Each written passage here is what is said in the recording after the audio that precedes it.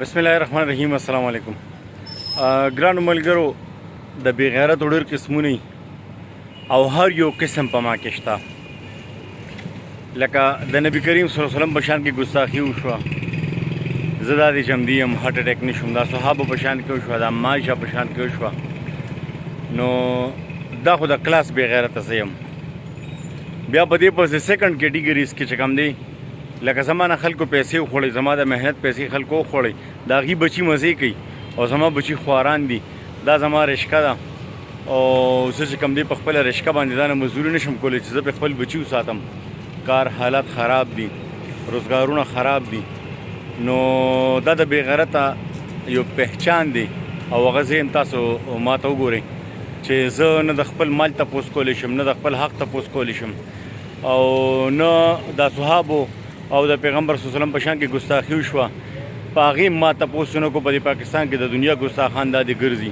نو د دې مطلب دا چې زه بې غیرته یم. که زه بې غیرته نه وي نو نن به زما د نبي کریم صلی الله علیه وسلم او زما د اصحابو په شان کې به چا ولې ګستاخي کړې وه. او په سیکنډ کیټیګریز کې دا دوه درې کورونه دي چې دې زما نه پیسې زما حق خوړلې دي. یو ته 12 लाख روپۍ دي، بل ته 5 लाख روپۍ دي، بل ته 4 साढ़े 4 लाख روپۍ دي، او دې کې دوه ورونه دي او یو پکې د 400 دی.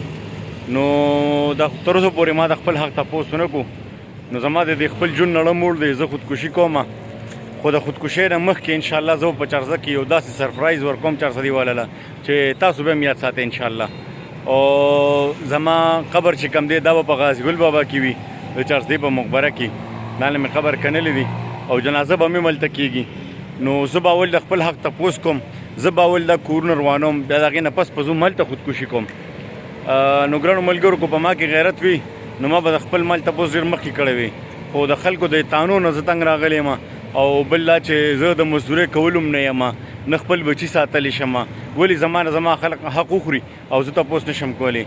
نو انشاءالله 400 والا ما به په دعاګانو کې یاد ساتئ، او انشاءالله ډېر زر زه تاسو ټول 400 والو یو سرپرایز در کوم انشاءالله.